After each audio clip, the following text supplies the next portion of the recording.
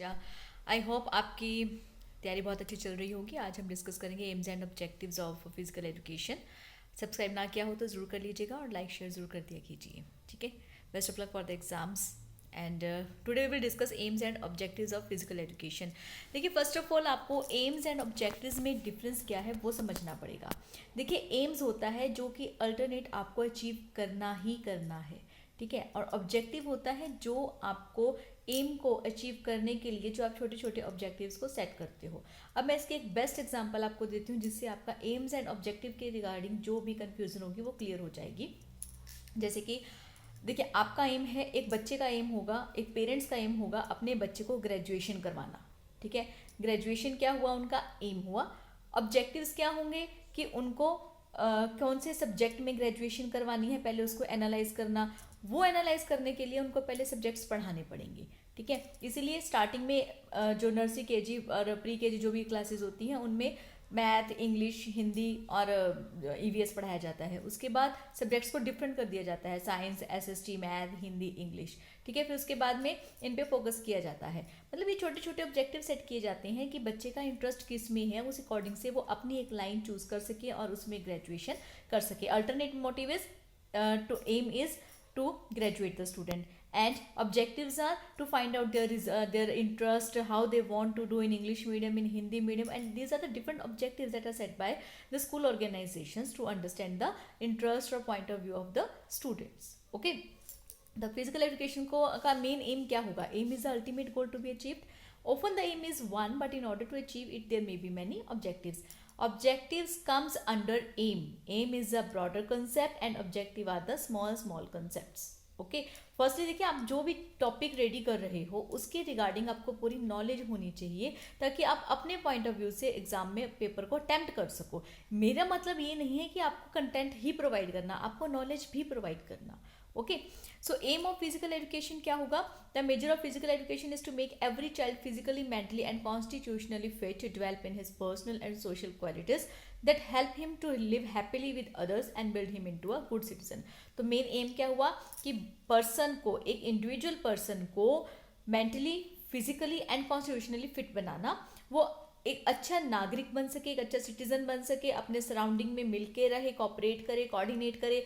These are the aims of physical education. ठीक है, और ऑब्जेक्टिव्स क्या होंगे कि बच्चे में ये चीज़ें डेवलप करना कि वो अगर कोई प्रॉब्लम आती है तो किस तरह से वो उसको ओवरकम कर सकते हैं, किस तरह से वो अपनी प्रॉब्लम्स को सॉल्व कर सकते हैं, किस से उनको बात करनी चाहिए, इस चीज़ को एनालाइज करना, कौन उनका अच्छा फ्रेंड है, बेस्ट फ्रेंड है, और कौन से आपके साथ नहीं दे सकते हैं, ऐसे लोगों को रिकॉग्नाइज करना। ठीक है, these are the small objectives. The only difference between the aim of education and physical education is in approach. अब देखिए, फिजिकल एजुकेशन का एक स्पेसिफिक एम पूछा है और एक एजुकेशन का एम होता है। दोनों में डिफरेंस क्या होगा कि वो किस तरह से पढ़ाए जा रहे हैं। जो एजुकेशन होती है वो बुक्स के थ्रू दी जाती है, एक्टिविटीज़ के थ्रू भी दी जाती है, सेमिनार्स के थ्रू भी दी जाती है, वेबिनार्स के थ्रू दी जा सकती हैं। और जो फिजिकल एजुकेशन का होगा उसमें बॉडी लैंग्वेज से आप दोगे। जैसे आपको कोई भी स्पोर्ट में सिखाना है बच्चों को, आप मान लीजिए कोई गेम ले लीजिए, क्रिकेट गेम ले लेते हैं, उसमें आपको सिखाना पड़ेगा ना कि आपको बैट कैसे पकड़ना है, बॉल के लिए आपको फिंगर आपकी कैसे होनी चाहिए, बैट में आपके स्टेप्स कैसे होने चाहिए, मतलब जहाँ पे आप फिजिकली भी एक्ट करके दिखाते हो। So the aim of education is achieved through the medium of might, whereas in physical education, body is used as a medium of educate oneself. यानी कि आप बॉडी से मूवमेंट करके बताते हो। ठीक है भाई, लाइक जरूर कर दिया करो, आप लाइक में बहुत कंजूसी करते हो। Next main aims are, it exhibits a physically active lifestyle, कि फिजिकली बच्चे फिट रहें।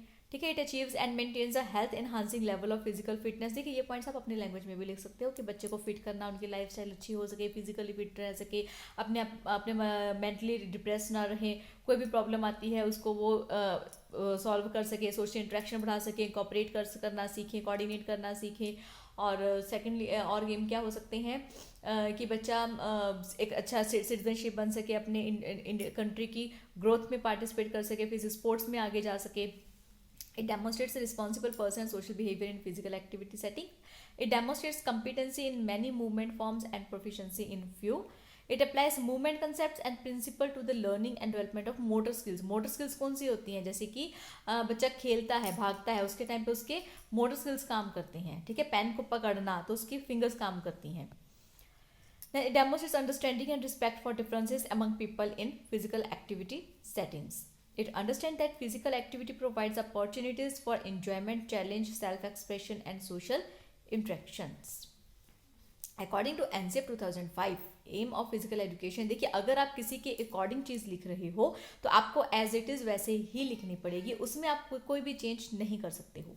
Commitment to democracy and value of equality, justice, freedom, concern for others well being, secularism, respect for human dignity and rights, independence of thought and action points to a capacity of carefully considered value-based decision making independently and collectively, sensitivity to other well-being and feelings, learning to learn and willingness to unlearn and relearn.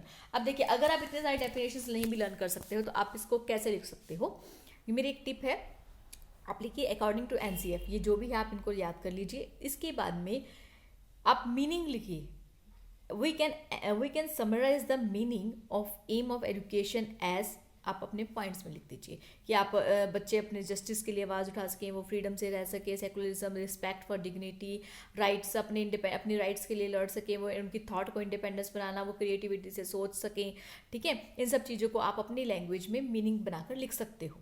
ठीक है, चाहे आप points में बनाकर लिख दीजिए, चाहे आप पैराग्राफ की फॉर्म में लिख दीजिए, तो आपका ये क्वेश्चन बहुत अच्छे से अटैम्प्ट हो जाएगा. ठीक है.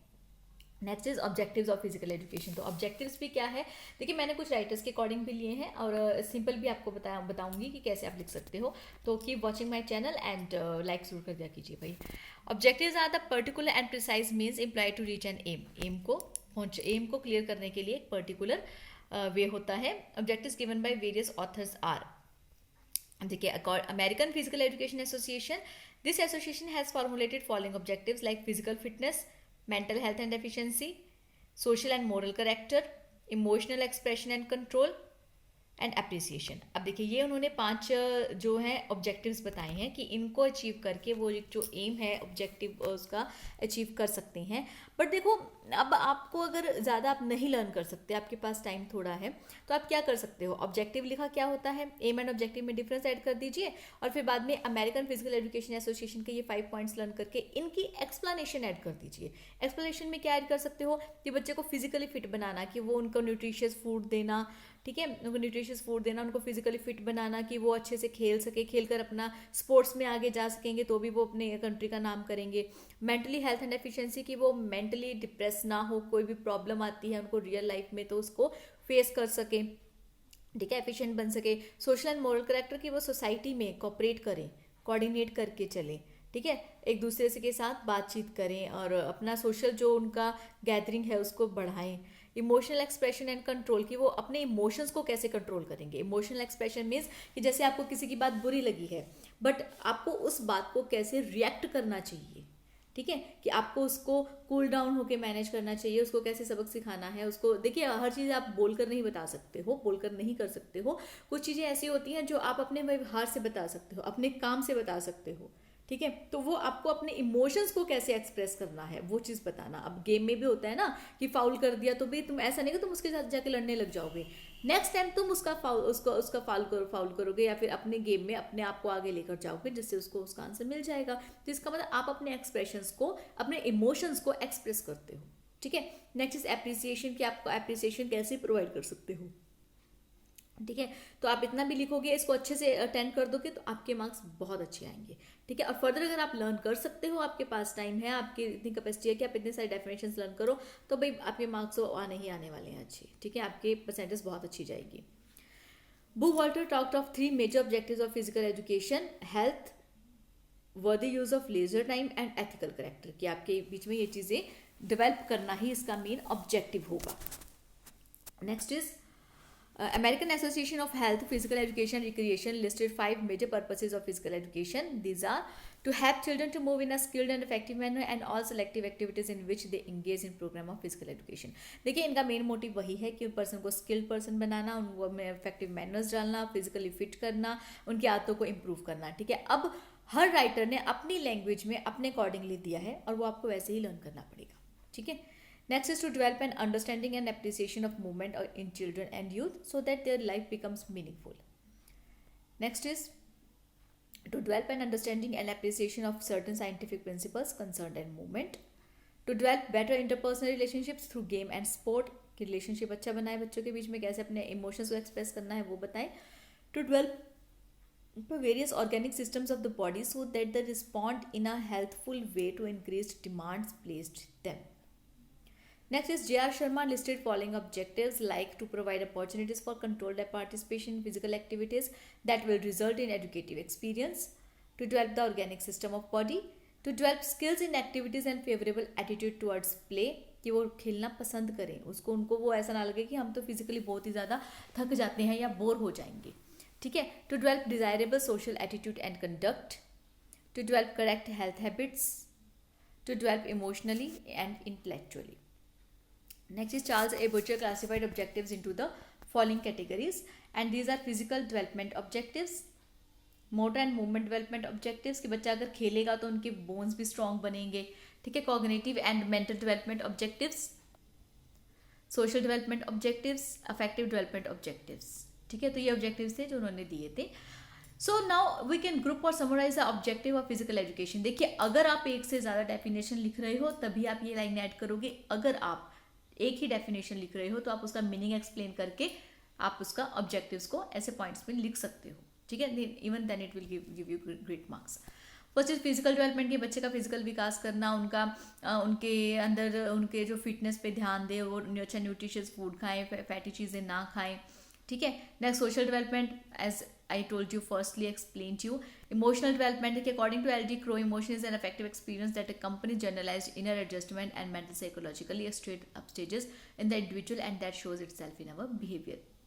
ये मैंने आपको अपने उसे डेफिनेशन ऐड कर दी थी इसके अंदर कि अगर आप वो सब डेफिनेशंस नहीं लर्न कर सकते हो तो आप सिंपल ऑब्जेक्टिव NCF के अकॉर्डिंग लिख दीजिए और फिर objectives of physical education add करके आप ये पॉइंट्स को अच्छे से एक्सप्लेन कर दीजिए. तो आपका पेपर लेंथ के अकॉर्डिंग क्वेश्चन भी बन जाएगा और आप उसको इजीली अटेम्प्ट भी कर पाओगे.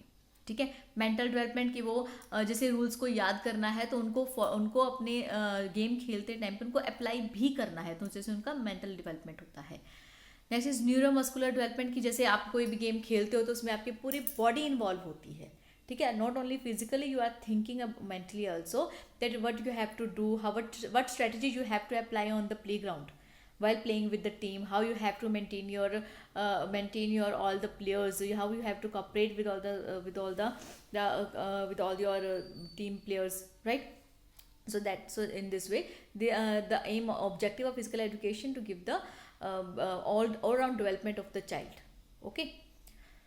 So it was our session AIIMS and objective of physical education. अब नेक्स्ट टॉपिक में आपका need and importance of physical education का कवर कर दूंगी एंड मोस्टली ये वीडियो आपको 5 से 6 के बीच में मिल जाएगी.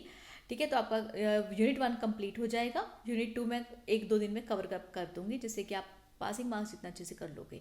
और सब्सक्राइब ना किया हो तो ज़रूर कर लीजिएगा, लाइक और शेयर जरूर कर दिया कीजिए. Thank you so much.